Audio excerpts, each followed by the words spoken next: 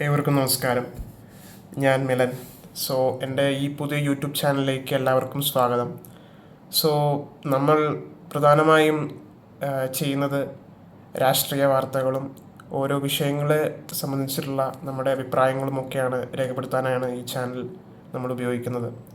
So ഏറ്റവും ആദ്യമായി നമ്മൾ എടുക്കുന്ന വിഷയം എന്ന് വെച്ച് കഴിഞ്ഞിട്ടുണ്ടെങ്കിൽ, എന്തുകൊണ്ട് പിണറായി വിജയൻ എന്ന് പറയുന്ന ഒരു ഒരിക്കലും തകർക്കപ്പെടാൻ പറ്റില്ല എന്ന് എതിരാളികൾ പോലും കരുതി എന്ന് നമുക്ക് കരുതുന്ന ഒരു നേതാവിനെയും ആളുടെ പാർട്ടിയെയും മുന്നണിയെയും എങ്ങനെ കേരളം തോൽപ്പിച്ചു എന്ന കാര്യമാണ് നമ്മളിന്ന് വിശകലനം ചെയ്യാൻ പോകുന്നത്.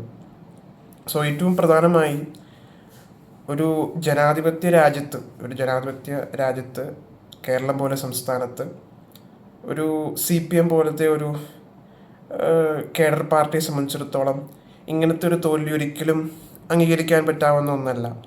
കാരണം മണ്ഡല പുനർനിർണയത്തിന് ശേഷം 2007 അതിനുശേഷം CPMന് അനുകൂലമായിട്ടുള്ള ഒരു രീതിയിലാണ് മണ്ഡലങ്ങൾ ഡീലിമിറ്റേഷൻ നടത്തിയിട്ടുള്ളത്. എന്നിട്ടും എന്തുകൊണ്ട് UDFന് ഇങ്ങനത്തെ ഒരു വിജയം, അതും തെക്കൻ കേരളത്തിലും മധ്യ കേരളത്തിലും മലബാറിലും ഒരേപോലെ സീറ്റുകൾ നേടി എങ്ങനെ വിജയിക്കാൻ സാധിച്ചു എന്നതിനുള്ള ഉത്തരം ജനങ്ങളാണ്. ഒരു ഇടതുവിരുദ്ധ തരംഗം ഇവിടെ ആഞ്ഞടിച്ചിട്ടുണ്ട്. അതിലുപരിയായി VD സതീശൻ എന്ന് പറയുന്ന ഇപ്പോഴത്തെ മുഖ്യമന്ത്രി, ആ നേതാവ് മുന്നോട്ട് വച്ചിട്ടുള്ള ഒരു ഓൾട്ടർനേറ്റീവ്, അത് ജനങ്ങൾ സ്വീകരിച്ചു എന്നുള്ളതാണ് ഈ തെരഞ്ഞെടുപ്പിനെ മറ്റ് തെരഞ്ഞെടുപ്പിൽ നിന്ന് വ്യത്യസ്തമാക്കുന്നത്. ഏറ്റവും ആദ്യമായി നമ്മൾ പിണറായി വിജയൻ സർക്കാരിനെ എന്തുകൊണ്ട് ജനങ്ങൾ വെറുത്തു എന്ന് നമ്മൾ സൂക്ഷ്മമായിട്ട് വിലയിരുത്തുമ്പോൾ ഏറ്റവും ആദ്യം നമ്മുടെ മനസ്സിലേക്ക് കടന്നു വരേണ്ട ഒന്നാണ് ആലപ്പുഴയിലെ പിണറായി വിജയൻ്റെ ഗൺമാൻ അവർ നടത്തിയിട്ടുള്ള രക്ഷാപ്രവർത്തനം. യൂത്ത് കോൺഗ്രസ് പ്രവർത്തകരായിട്ടുള്ള, ഇപ്പോൾ കറൻ്റ്ലി ആലപ്പുഴയിൽ നിന്നുള്ള MLA AD തോമസ് ഉൾപ്പെടെയുള്ള യൂത്ത് കോൺഗ്രസ് പ്രവർത്തകരെ രക്ഷാപ്രവർത്തനമെന്ന് പറഞ്ഞുകൊണ്ട് ചെടിച്ചട്ടി കൊണ്ട് അവരുടെ തലക്കടിക്കുന്ന ഒരു ഗൺമാൻ, അങ്ങനത്തെ ഒരു പോലീസ്, അതാണ് ഏറ്റവും ആദ്യം. അതുപോലെ തന്നെ നവകേരള സദസ്സ് എന്ന് പറയുന്ന 100 കോടി രൂപ ചെലവാക്കിക്കൊണ്ട് ഒരു ബസ് നിർമ്മിക്കുന്നു. അതിൽ മന്ത്രിപ്പട ഉൾപ്പെടെ പിണറായി വിജയൻ ഉൾപ്പെടെ യാത്ര ചെയ്യുന്നു, ജനങ്ങളുടെ പ്രശ്നം കേൾക്കാനാണെന്ന് പറഞ്ഞുകൊണ്ട്. എന്നാൽ പൗരപ്രമാണിമാരെയും മറ്റ് ആൾക്കാരെയും കാണുന്നത് മാത്രമാണ് നമ്മൾ കണ്ടിട്ടുള്ളൂ. സാധാരണ ജനങ്ങളെ അടുത്തേക്ക് ഉമ്മൻചാണ്ടി സാറിനെ പോലെ അടുത്തേക്ക് പോകുന്നത് ഒന്നും നമുക്ക് കാണാൻ സാധിച്ചിട്ടില്ല. അതുപോലെ തന്നെ സ്റ്റാർട്ടപ്പുകൾ അതുപോലെ തന്നെ ഇവിടുത്തെ ബിസിനസ് സംരംഭങ്ങൾ, അവർക്ക് അനുകൂലമായ രീതിയിൽ ഒരിക്കലും പിണറായി വിജയൻ സർക്കാരിനോ CPM സർക്കാരിനോ സാധിച്ചിട്ടില്ല. ഏറ്റവും ഒരു ഉദാഹരണമായിട്ട് നമുക്ക് കാണാൻ സാധിക്കുന്നത് ആന്തൂരിലെ സാജൻ്റെ ആത്മഹത്യ. അവിടെ പാർട്ടി ഗ്രാമത്തിൽ ഒരു ഒരു കൺവെൻഷൻ സെൻറ്റർ തുടങ്ങാനായിട്ട് ആഗ്രഹിക്കുന്നു. എന്നാൽ അതിന് വേണ്ടിയിട്ടുള്ള അനുമതി കിട്ടാതെ പാർട്ടിയുടെ എതിർപ്പ് മൂലം അത് മുന്നോട്ട് കൊണ്ടുപോകാൻ പറ്റാതെ ഒരു ആത്മഹത്യ ചെയ്യുന്ന ഒരു ബിസിനസ്സുകാരൻ. അതുപോലെ തന്നെ കിറ്റക്സ് ഗ്രൂപ്പ് പോലെ അങ്ങനെ പല ഗ്രൂപ്പുകളും ഇവിടെ കേരളത്തിൽ ഇൻവെസ്റ്റ് ചെയ്യാതെ മറ്റ് സംസ്ഥാനങ്ങളിലേക്ക് പോകുന്ന ഒരു ശൈലി. അതുപോലെ തന്നെ ഏറ്റവും പ്രധാനമായിട്ടുള്ളതാണ് വിദ്യാഭ്യാസ മേഖലയിലുള്ള രാഷ്ട്രീയ നിയമനങ്ങളും രാഷ്ട്രീയവൽക്കരണവും. അതുമൂലം തന്നെ ഇവിടുത്തെ കേരളത്തിലെ വിദ്യാർത്ഥികൾ കേരളത്തിൽ പഠിക്കാൻ താല്പര്യമില്ലാതെ മറ്റ് സംസ്ഥാനങ്ങളിലേക്കും മറ്റ് വിദേശ രാജ്യങ്ങളിലേക്കും പോകാനായിട്ട് ഒരു ശ്രമം നടത്തുന്നത്. ഇവിടുത്തെ പല MG യൂണിവേഴ്സിറ്റി ആണെങ്കിലും മറ്റ് പല കോളേജുകളിലും മറ്റ് പല യൂണിവേഴ്സിറ്റികളിലും ആരും പഠിക്കാൻ ആഗ്രഹിക്കുന്നില്ല. എത്രയോ കോഴ്സുകൾക്ക്, പ്രത്യേകിച്ചും ആർട്സ് ഹ്യൂമാനിറ്റീസ് കോഴ്സുകൾക്ക് ആരും തയ്യാറാവുന്നില്ല ജോയിൻ ചെയ്യാനായിട്ട്.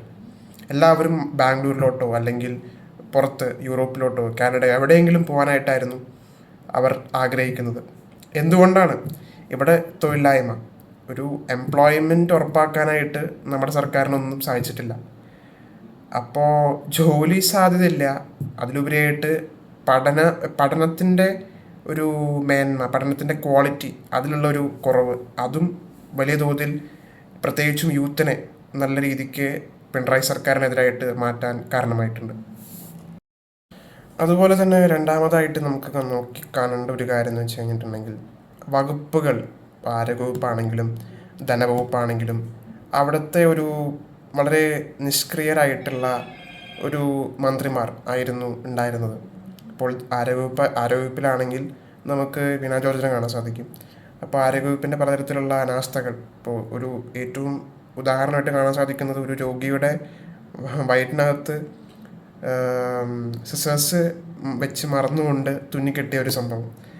അതുപോലെ തന്നെ അണുബാധ മൂലം ഒരു ഗർഭിണി മരിച്ച സംഭവം ഇവിടെ തിരുവനന്തപുരത്തുണ്ടായിട്ട് നമുക്ക് കേൾക്കാൻ സാധിച്ചിട്ടുണ്ട്. അതുപോലെ തന്നെ കോട്ടയം മെഡിക്കൽ കോളേജിൽ അവിടെ കെട്ടിടം ഇടിഞ്ഞു വീണുകൊണ്ട് ഒരു വീട്ടമ്മ മരിച്ച സംഭവം. അപ്പം അതുപോലെ പല തരത്തിലും ആരോഗ്യവകുപ്പിനെതിരായിട്ടുള്ളൊരു രോഷം ജനങ്ങൾക്ക് ഉണ്ടായിരുന്നു. ഒരു തരത്തിലുള്ളൊരു മാറ്റം സംഭവിക്കുന്നില്ല എന്നുള്ളൊരു എതിർപ്പ്, ഒരു തരത്തിൽ പറഞ്ഞിട്ടുണ്ടെങ്കിൽ ഒരു മടുപ്പ് അവിടെ ഉണ്ടായിരുന്നു.